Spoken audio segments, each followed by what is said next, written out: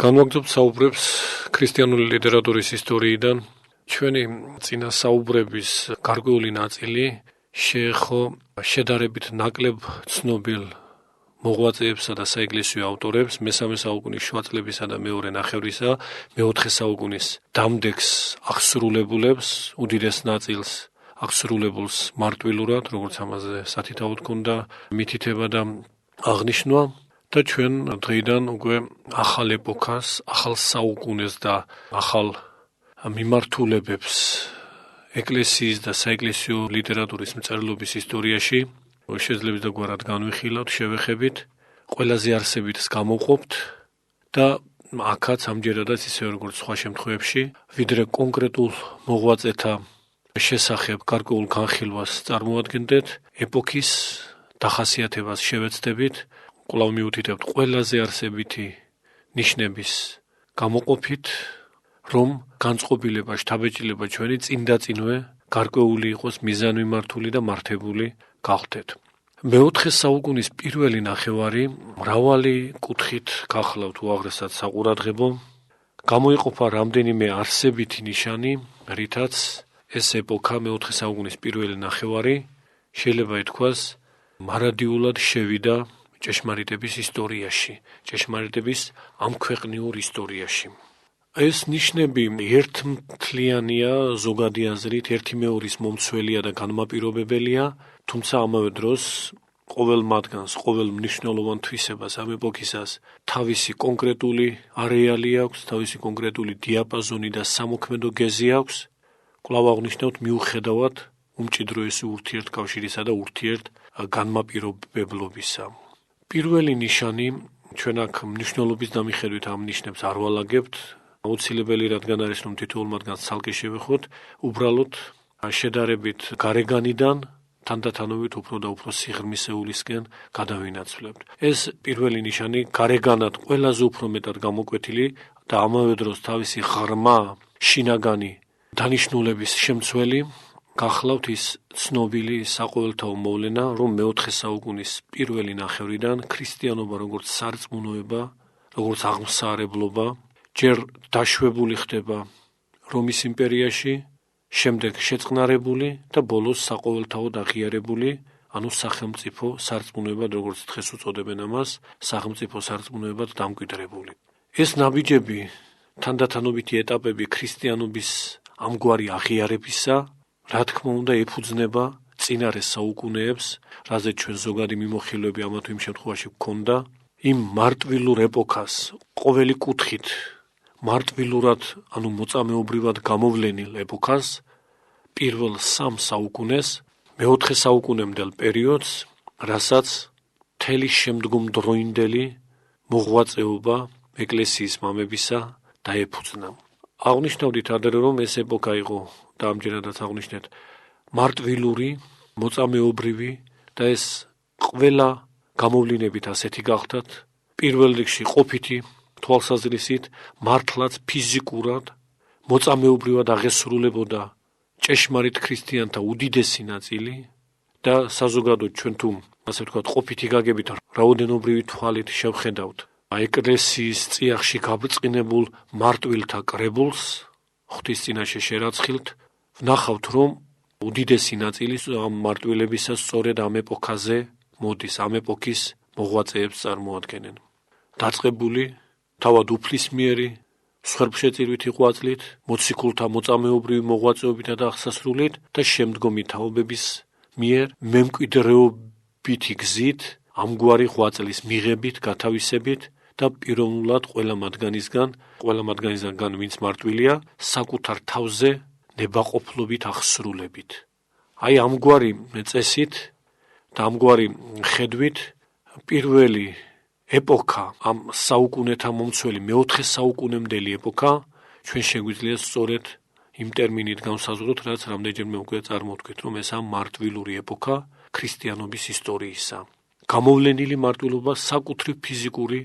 მსხვერპლშეწირვითი, უშუალოდ სისხლის დანთხევითი წესით. თავისთავად ცხადია, ამგვარი მდგომარეობა, ამგვარი ყოფითად გამოვლენილი მდგომარეობა სამოღვაწეო გეზსაც და პროფილსაც განსაზღვრავდა ეკლესიის მამებისა,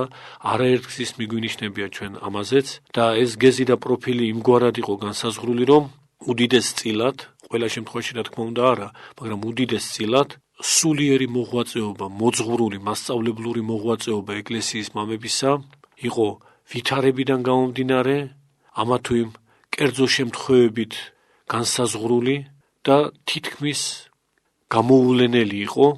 რაღაც მასშტაბური, წინასწარ დაგეგმილი და დინჯის საეკლესიო მოღვაწეობა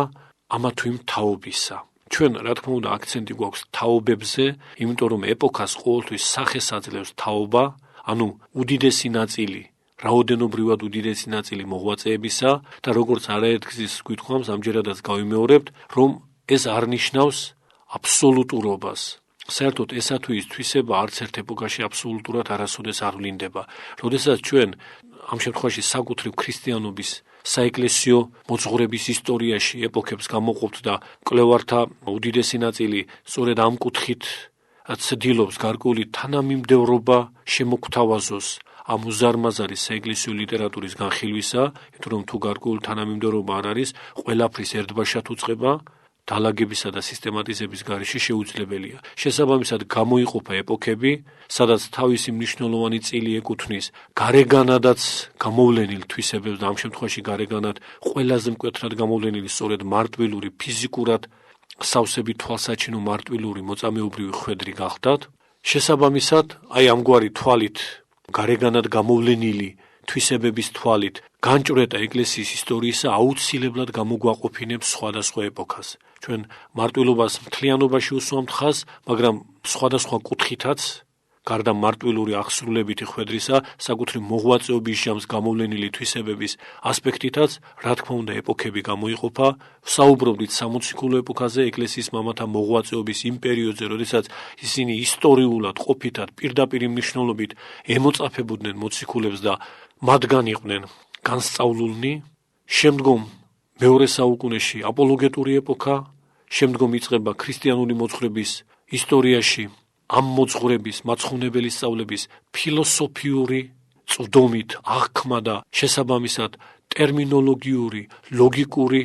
ცნებების ოპერირებით გადმოცემა, მსჯელობითი, განსჯითი და არგუმენტირების წესით წარმოჩენა ამ საუკუნეებში შეგვეძლო გამოგვეყო უკვე სკოლარული ეტაპის დაწყებაც ეკლესიის ისტორიაში და საეკლესიო მოძღვრების ისტორიაში. არსებითად ორ სკოლასთან დაკავშირებით ჩვენ ვისაუბრეთ, ეს გახლდათ პირველი ალექსანდრიის კატეხიზმური სკოლა, შემდგომ მესამე საუკუნის მიწურულს ამავე მასშტაბის, თუმცა იმგვარივე სკოლარული დახვეწილობის არ მქონე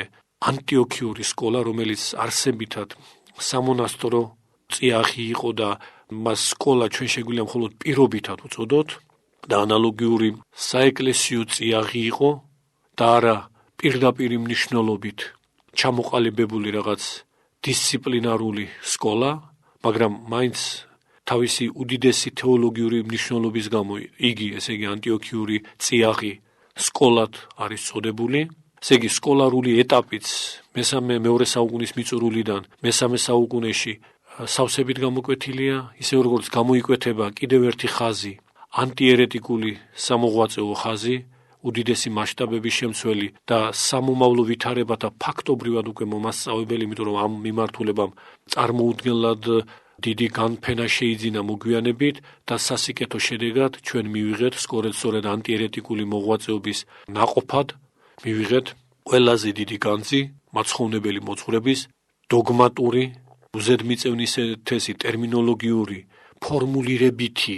ანუ დადგენილი, შეუცვლელი დებულებების სახით ჩამოყალიბება, დოგმატიკა დაფუძნდა, ანუ დოგმატურად გამოთქმითი წესითაც კი ჩამოყალიბდა საეკლესიო მოძღვრება, იგი შინაგანად ყოველთვის დოგმატური, ანუ უცვალებელია, სულიერად მარად მყარია, შეუძრავია, იმიტომ რომ თავად ჭეშმარიტებისგანაა უწყებული, მაგრამ წერილობით სიტყვაში, მატერიალურ სიტყვაში ამ შინაგანად ყოვლად უცდომელი და ჯულდებითად ბოძებული მოძღვრების გამოთქმა ცხადია ერთბაშად არ მოხერხდებოდა, საუკუნეთა დაუღალავი ძიებანი დასჭირდა ყველაზე უფრო ზედმიწევნითი ტერმინების მოძიებას და ეს ყოველივე თუ ჩვენ აქაც ამჯერადაც ეგრეთ წოდებულ რაოდენობრივ ხედვას შემოვიტანთ და ეს ყოველივე უდიდეს წილად უკავშირდება სწორედ ანტიერეტიკულ მოღვაწეობას ეკლესიის მამებისას, ვიდრე რომელიმე სხვა სახეობის ღვაწლს ამავე საეკლესიო მამებისა. Რა თქმა უნდა, სხვა სახეობის ღვაწლიც შეეწეოდა ამ გეზს, ამ მიმართულებას, მაგრამ უდიდეს წილად, რა თქმა უნდა, ანტიერეტიკული მოღვაწეობის ჟამს, ერესებთან დაპირისპირების ჟამს, პოლემიკური ღვაწლის ზეპირი თუ განსაკუთრებით წერილობითი აღსრულების ჟამს, თანდათანობით ყველაზე უფრო ზედმიწევნითი ტერმინების, ყველაზე უფრო ზედმიწევნითი გამოთქმითი ფორმების მოძიება ხდებოდა სულიერი ჭეშმარიტებისთვის, ყველაზე უფრო მისადაგებული სიტყვიერი სამოსელი შეუმზადეს მას ეკლესიის მამებმა და ეს ყოვლად ბრწყინვალე საბოძვარი, რაშიც ჭეშმარიტება ელვარებს სრულიად დაუჩრდილავად, ესაა სწორედ დოგმატიკის საუნჯე, ის ძვირფასი თვალი, საგანძური, რასაც დოგმატიკა ეწოდება და რომლის არსებითი ნაწილის, დოგმატიკის არსებითი ნაწილის საბოლოო ჩამოყალიბება სწორედ მე-4 საუკუნეში მოხდა, თუმცა ამაზე ჩვენ მოგვიანებით აღვნიშნავთ. ამჯერად საუბრობდით იმაზე, რომ ეს გვირგვინია, მაგრამ საწყისი და დასაბამი ამგვარი კეთილი ნაყოფის გამოღებისას სწორედ ის ეპოქალური მოვლენა ანტიერეტიკული სამოღვაწეო ხაზის ჯერ დაფუძნება და შემდგომ სრულყოფილად, სრულფასოვნად ამოქმედება გახდათ. და ესეც,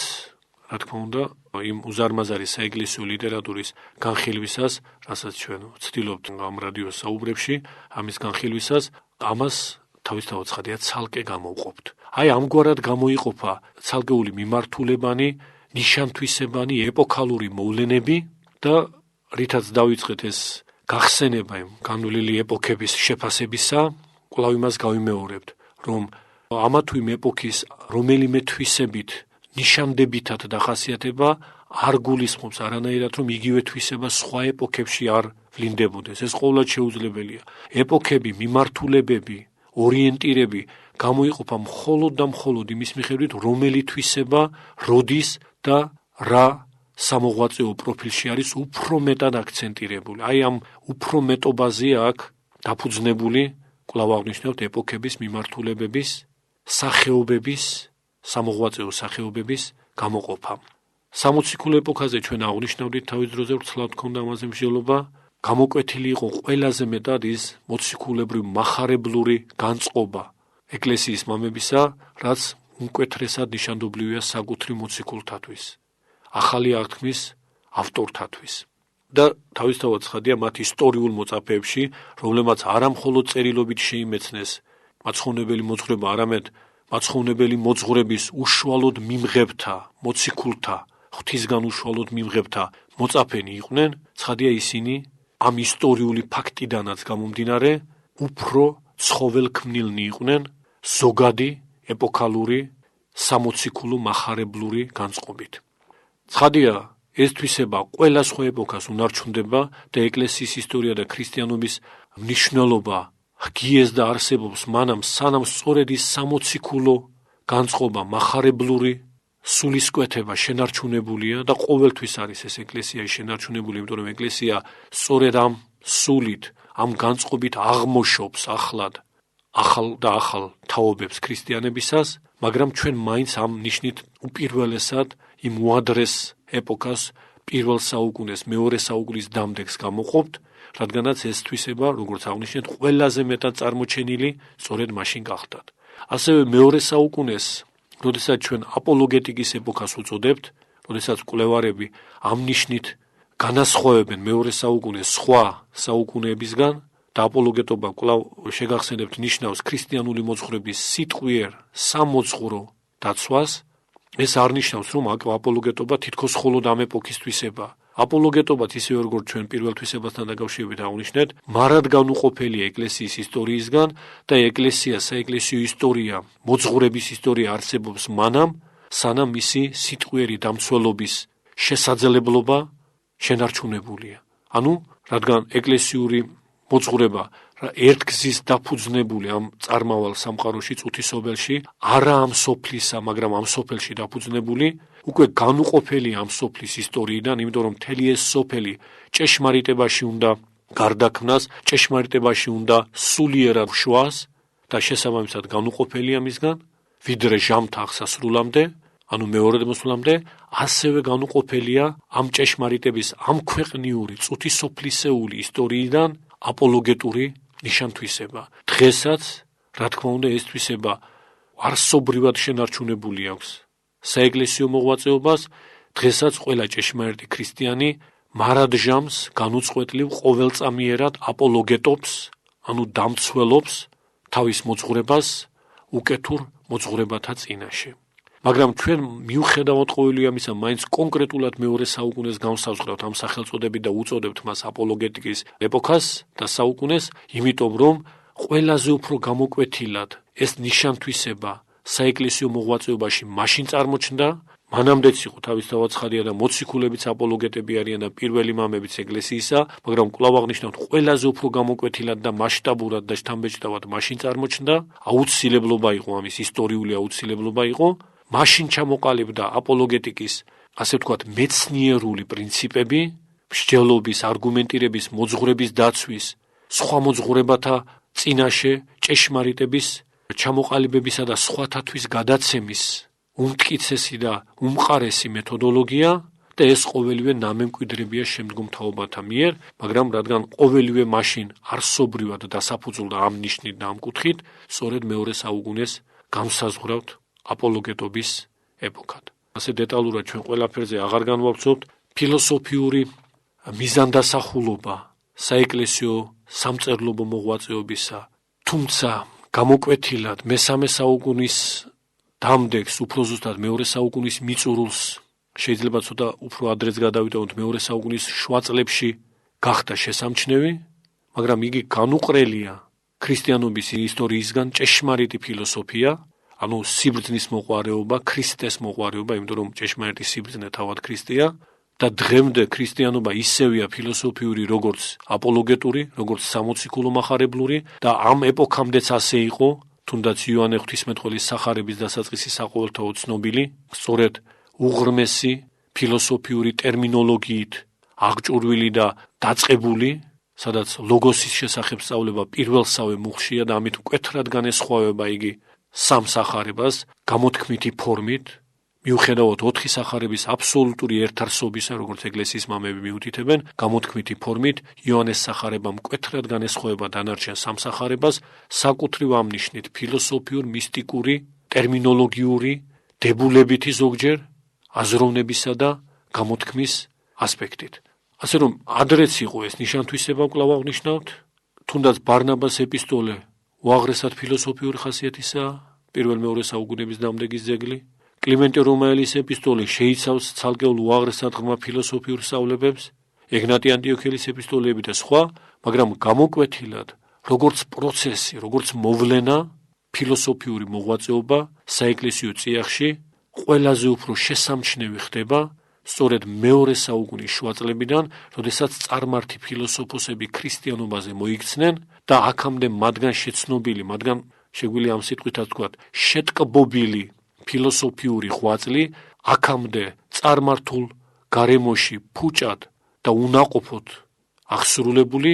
ჭეშმარიტების სამსახურში ჩადგა, ჭეშმარიტების, როგორც ეს ტრადიციულ გამოთქმად იქცა, მხევალი გახდა, ღვთისმეტყველების მხევალი გახდა, ანუ ღვთისმეტყველებას, ბიბლიურ საეკლესიო სწავლებას, ფილოსოფიური, ტერმინოლოგიური, დებულებითი, მსჯელობითი ფორმა შესძინა. ამის შემდგომ უდიდესი ფილოსოფოსნი იყვნენ, რა თქმა უნდა, თუნდაც წმინდა გრიგოლ ნოსელი,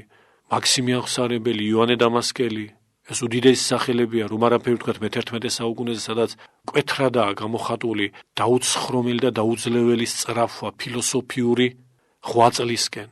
მიქაელ ფსელოსი ბიზანტიაში, იოანე იტალოსი საქართველოში, იოანე პეტრიცი მოგვიანო პერიოდში, წმინდა არსენი ყალთოელი პეტრიძე უწინარესი, არსენზე უწინარესი წმინდა ეფრემ მცირე, თვით ათონელებთან, ექვთიმესთან და გიორგისთან საეკლესიო ფილოსოფია მკვეთრად გამოხატულია და დღემდე ასეა კვლავ აღნიშნავთ, მაგრამ ჩვენ მაინც იმ ეპოქას, როცა ეს ყველაფერი დასაფუძვლდა, იმ ეპოქას განსაკუთრებულ ყურადღებას უთმობთ სწორედ ამ ფილოსოფიური ნიშნით. მეორე საუკუნის შუა წლებს მიწურულს მესამე საუკუნეს ანტიერეტიკული ხაზიც ასევე როგორც გარკვეული მიმართულება და შემდგომ გაფართოებადი და უკვე საყოველთაო და ყოვლისმომცველ მიმართულებად ქცეული, მაშინ დასაფუძვლდა გამოკვეთილად, თუმცა ნიშნები ანტიერეტიკული ღვაწლისა საკუთრივ მოციქულთა საქმეში უკვე შესამჩნევია, გამოკვეთილია, თვით მაცხოვარია ანტიერეტიკული ღვაწლის საფუძველდამდები, მაგრამ როგორც პროცესი, კვლავ აღნიშნავთ, როგორც მოვლენა, როგორც სისტემური ქმედება უკეთურების წინააღმდეგ, მეორე საუკუნის შუა წლებიდან და მიწურულიდან ფუძნდება და ისიც განუყრელ თვისებად იქცევა ეკლესიის ისტორიისა, საეკლესიო მოძღვრების ისტორიისა. აი ამგვარი ნიშანთვისებითი წესით, როდესაც ჩვენ მოვდივართ მეოთხე საუკუნის პირველ ნახევრამდე და აქ გამოვყავთ ცალკეულ თვისებებს, რა თქმა უნდა არ გულისხმობთ, რომ ეს თვისებები ტოტალური სიახლეა და მანამდე მათი გამოვლინება შეუმჩნეველი იყო. რა თქმა უნდა, მანამდე შესამჩნევი იყო, მაგრამ როგორც პროცესი, როგორც მოვლენა, როგორც საყოველთაო რამ მოძრაობა, იმიტომ რომ ზოგიერთი თვისება სწორედ მოძრაობას უკავშირდება, ამ დროს ფუძნდება და საფუძვლდება. ამიტომაა, რომ სხვადასხვა შემთხვევაში უფრო წინარე ეპოქაშიც ამა თუ იმ მამის მოღვაწეობის განხილვისაც შეიძლება ჩვენ ესა თუ ის თვისება გამოვყავით, მივაქციეთ ყურადღება, გულისხმობთ იმ თვისებებს, რაზეც ახლა უნდა ვისაუბროთ, მაგრამ ამ თვისებათა სიღრმისეულ დახასიათებას კონკრეტულად მაინც ჩვენ ამ ეპოქას უკავშირებთ, მეოთხე საუკუნის პირველ ნახევარს უკავშირებთ და ამ თვისებათა შორის ერთ-ერთი პირველი, ყოფითადაც, გარეგანადაც ყველაზე უფრო მკვეთრად გამოვლენილი, ეს გახლავთ ქრისტიანული სარწმუნოების, როგორც აღნიშნეთ, ჯერ დაშვება, შემდგომ შეწყნარება, გათავისება და ბოლოს სახელმწიფო სარწმუნოებად დამკვიდრება. როგორც წინარე ეპოქებში, რაღაც მნიშვნელოვანი სოციალური მოვლენა აუცილებლად მოძღვრებასთან, შინაარსთან კავშირში მოიაზრებოდა და დამოუკიდებლად შეუძლებელია რაღაც გამოხატული იყოს გარეგანად შინაგანი მდინარების, შინაგანი ძვრის გარეშე. ამჯერადაც, როდესაც ეს მოვლენა გარეგანად ასე წარმოჩნდება, თავისთავად ცხადე ეს არ გახლავთ გარეგანი მოვლენა, ქრისტიანობის აღიარება, მას აქვს თავისი უღრმესი შრეები, შინაგანი შრეები, რის ნაყოფადაც, რის კეთილ გამოვლენებადაც და წინარე თაობების მსხვერპლშეწირვითი და მარტვილური ღვაწლის შედეგად და მონაპოვარადაც უნდა მივიჩნიოთ ეს. რადგანაც სწორედ ახოვანებამ წინა ეპოქის მოღვაწეებისა ყველაზე უფრო დიდი წვლილი შეიტანა ამ დამაგვირგვინებელ შედეგში, ამ შედეგის მოპოვებაში, ქრისტიანული სარწმუნოების საყოველთაოს, იმიტომ ამბობთ, რომ რომის იმპერია ფაქტობრივად საყოველთაო იყო იმ ეპოქაში, საყოველთაო სარწმუნოებად, სახელმწიფო სარწმუნოებად გადაქცევის საქმეში. აი ამ საქმეში იმ წინარე თაობათა და წინარე მოღვაწეთა ახოვანმა, შეუდრეკელმა, თვით სიკვდილამდე თავდადებითმა საქმემ ყველაზე დიდი წვლილი შეიტანა. მაგრამ ამ დროს აღსრულდა ეს და რადგან ეს საქმე უკავშირდება იმპერატორ კონსტანტინე დიდს ყველაზე უფრო გამოკვეთილად, სწორედ ესაა ის ღვაწლი, რითაც კონსტანტინე განმართლდა და მარად განმართლდება ღვთის წინაშე, რამაც საფუძველი შეუმზადა მის წმინდანობას. თორემ წინარე ეპოქებისთვის საერო მოღვაწე, ბოლომდე საერო ღვაწლში და საერო სამსახურში დარჩენილი თანამდებობის პირი, რა თქმა უნდა, წმინდანად არასოდეს არ შეირაცხებოდა, თუ იგი მარტვილურ ხვედრს, მოწამეობრივ აღსასრულს არ ჰპოვებდა. აქ ამ შემთხვევაში კონსტანტინე გახლავთ პირველი მკვეთრი ნიმუში იმისა, რომ დიდი და გამოკვეთილი მოღვაწეობით საერო პირიც შესაძლოა წმინდანი გახდეს, საერო პირიც, რომელიც მარტვილურად არ აღესრულება. კვლავ აღნიშნავთ, რომ მარტვილობა, მოწამეობა იმგვარი დადასტურებაა ჭეშმარიტებისა, რაც აღმატებულია ყველა სხვა სახეობის მოღვაწეობაზე და ამიტომაა, რომ მარტვილთა უდიდესი ნაწილი საერთოდ არ იყო სასულიერო პირი, ისინი არც მოძღვრებაში ხანგრძლივ განსწავლულნი და ტრადიციულად ქრისტიანები არ იყვნენ, ზოგ შემთხვევაში მყისიერად გაუნათდათ მათ გონება ჭეშმარიტების სინათლით, მყისიერად გახდნენ აღსარებელნი, მაგრამ ეს მყისიერი მიღება ჭეშმარიტებისა წლებს გადასწონის, შეიძლება ითქვას საუკუნეებს გადასწონის და ამიტომაა, რომ მარტვილური ღვაწლით ეს პირები აქამდე საერონი შესაძლოა უდიდესწილად ქრისტიანობის დაუნდობლად მდევნელიც კი, ყისიერი, მაგრამ უღრმესი გაბრწყინებისა და მოძღვრების მთელი გულით მიღების შედეგად მარტვილური გვირგვინის ღირსნი გახდნენ და წმინდანთა შორის უაღმატებულესნი აღსრულების შემდეგ მყისვე ზეცად ამაღლდნენ და მკვიდრობენ სათავსასუფეველში ეკლესიური სწავლებით. ეს მარტვილური ხვედრი, მაგრამ მარტვილური ხვედრის გარეშე კვლავ გავიმეორებთ საერო პირის წმინდანად შერაცხვის პირველი ნიმუში სწორედ კონსტანტინე დიდია და მისი წმინდანობა შემზადდა კვლავ აღნიშნავთ იმ დიდი საქმის შედეგად, რაც ქრისტიანობის არა მხოლოდ უბრალოდ დაშვებას გულისხმობდა რომის იმპერიაში, არამედ საკუთრივ მისგანვე იმპერატორისგანვე ამ სარწმუნოების მიღებას, შეთვისებას, საკუთარ რჯულად აღიარებას და შესაბამისად მთელი იმპერიისთვისაც ნიმუშის მიცემას ქრისტიანად გახდომისა. აი ესაა არსებითი ღვაწლი კონსტანტინე დიდისა, ამ ღვაწლმა გადასწონა ისეთი მოვლენებიც კი, რაც სხვა შემთხვევაში შეიძლებოდა უაღრესად ანგარიშგასაწევი გამხდარიყო. აქ არის მოვლენები იმასთან დაკავშირებით, ვთქვათ, რომ კონსტანტინე დიდის საიმპერიო კარი, თუ უშუალოდ კონსტანტინე დიდზე ჩვენ არ ვიტყვით, წლების მანძილზე არიანული ერესის გარკვეულ მხარდაჭერას ავლენდა და არიანელობა ბოგინებდა და აღორძინდებოდა და ამაზე ჩვენ დეტალური განხილვა მოგვიანებით გვექნება, სწორედ საიმპერიო კარის უშუალო ხელშეწყობით. ამ შემთხვევაში ეს იყო უდიდესი თვალთმაქცეობა, როგორც კარგადაა ცნობილი არიანელთა მხრიდან, მაგრამ ყოფითი მოვლენები, ვთქვათ ის მოვლენა, რომ კონსტანტინე დიდთან წარდგომის შემდეგ და საკუთარი აღსარების თქმის შემდეგ არიოზი უფლებამოსილი გახდა, რომ შერიგებოდა ეკლესიას და კვირას წირვაში მონაწილეობა მიიღო, ის აქამდე, რა თქმა უნდა, ეკლესიისგან დაყენებული იყო ღვთისმსახურების კუთხით. აი ეს შერიგება მისი ეკლესიასთან კონსტანტინე დიდის დახმობის გარეშე არ მოხდარა, მაგრამ იმ თვალთმაქცეობას და მზაკვრობას არიანელთა მხრიდან ყველაზე მკვეთრად სწორედ აქ ვხედავთ ჩვენ, რადგანაც აღსარებითი ფორმულა, რაც არიოზმა კონსტანტინეს წინაშე წარმოთქვა, თავისთავად არანაირ მწვალებლობას არ შეიცავდა. რაც მწვალებლური დებულებები იყო, ყოველივე ეს გამოტოვა არიოზმა, მან თქვა, რომ იგი აღიარებს ძეს სიტყვა ღვთისას, რომელიც არის უწინარეს საუკუნეთა, მაგრამ არ დააკონკრეტა, როგორც აღიარებს უწინარეს საუკუნეთა შობილს თუ უწინარეს საუკუნეთა ქმნილს. არიანელები სწორედ ამ უკანასკნელს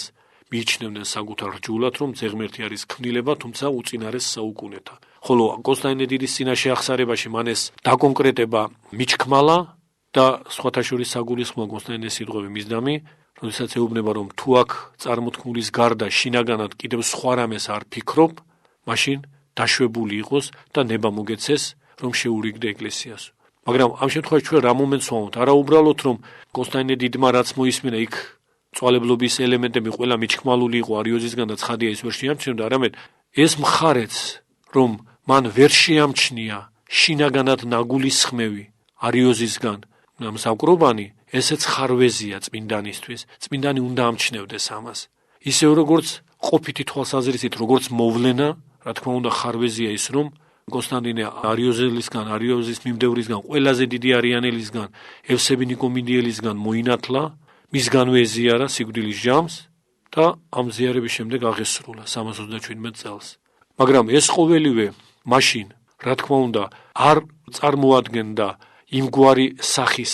ხარვეს იმ დიდი ღვაწლის წინაშე, რომ კონსტანტინეს წმინდანობა დაბრკოლებულიყო, რადგან იმ პერიოდში ჯერ კიდევ ცალ-ცალკე არ იყო ურთიერთგანყოფილი და უშუალოდ არიანული ეკლესია და მართლმადიდებლური ეკლესია. არიანელები, როგორც მწვალებლები, მართლმადიდებლური ეკლესიის შიგნით ბოგინობდნენ, ამ ეკლესიის დარღვევას ცდილობდნენ, მაგრამ ჯერ კიდევ ერთ ეკლესიად მოიაზრებოდა. და ამიტომ იყო, რომ ამა თუ იმ საეკლესიო ხარისხში, ამა თუ იმ კათედრისთვის, ამა თუ იმ საყდრისთვის არიანელთა და მართლმადიდებლთა შორის დიდი კამათი პაექრობა და ბრძოლა მიმდინარეობდა, თუ რომელი ორიენტაციის პიროვნება დაიკავებდა უნიშნულოვანეს საეკლესიო საყდრებს, თქვათ ანტიოქიისას, ალექსანდრიისას, რომისას და ასე შემდეგ. როდესაც არიანელები ძალმოცემულნი ხდებოდნენ საიმპერიო კარისგან, ისინი უკიდურეს თავხედობას იჩენდნენ, მათ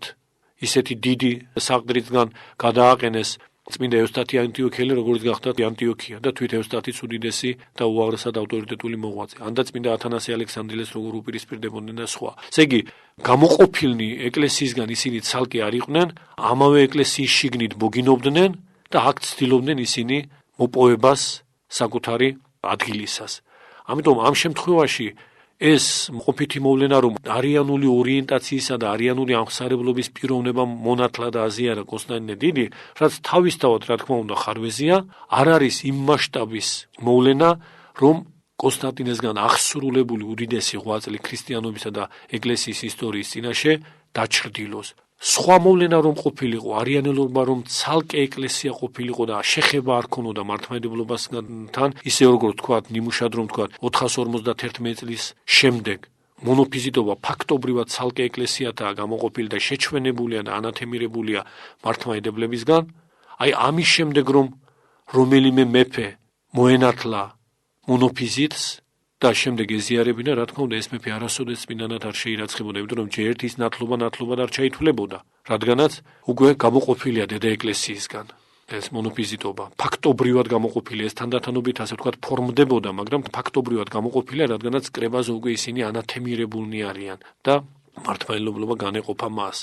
შესაბამისად, უფრო ადრინდელ ეპოქაში ერთი ზოგადი ეკლესიის თუნდაც ყოფითი გაგებით საზღვრებში არიანელისგან მონათვლა კონსტანტინე დიდისა და მისი ზიარება, კვლავ აღნიშნავთ, არ გახდა იმ მასშტაბის ხარვეზი, სხვისთვის გახდებოდა, მაგრამ იმ მასშტაბის ხარვეზი, რომ მისი უდიდესი ღვაწლი დაეძლია. თუნდაც ეს ფაქტი ნათელწარმოდგენას გვიქმნის ჩვენი მოვლენაზე, რა მასშტაბისა და რა სიდიადის მოვლენა უკავშირდება კონსტანტინე დიდის სახელს. ქრისტიანობის, როგორც სარწმუნოების, რომის იმპერიაში სახელმწიფო აღმსარებლობად დამკვიდრება და ამით ნიმუშის მიცემა წარმართდა აურაცხელი სიმრავლისათვის, რომ მოიქცნენ ამ სარწმუნოებას და არა მხოლოდ რომის იმპერიაში და არა მხოლოდ ბერძენთა და ლათინთა შორის, არამედ სხვა ერებშიც ამან უდიდესი ნაყოფი გამოიღო. მოგეხსენებათ, დაახლოებით ამ ეპოქას უკავშირდება საქართველოს გაქრისტიანება, სომხეთის გაქრისტიანება, სხვა აღმოსავლური რეგიონებისა იქნება ეს სირია, ეთიოპია, ეგვიპტე, ანუ კოპტები, ეგვიპტის კოპტურენოვანი მოსახლეობა და სხვა. ასე იგი, როგორი ყოვლის მომცველი მოძრაობა იწყება კონსტანტინე დიდის მიერ გადადგმული ამ ნაბიჯიდან ქრისტიანობის სახელმწიფო სარწმუნოებად დამკვიდრების თვალსაზრისით. ამიტომ ჩვენ ეს ნიშანი, რა თქმა უნდა, ცალკე უნდა გამოვყოთ, როგორც უდიდესი შედეგების მქონე და ეს შედეგები დღემდე გამჭვირვალეა და დღემდე თავის კეთილ ნაყოფს კვლავ და კვლავ ყოვლად ცხოვლად გამოიღებს და მომავალშიც, რა თქმა უნდა, ასე იქნება, ვიდრე ჟამთა აღსასრულამდე. ჩვენ დროებით აქ შევჩერდებით, გმადლობთ ყურადღებისათვის.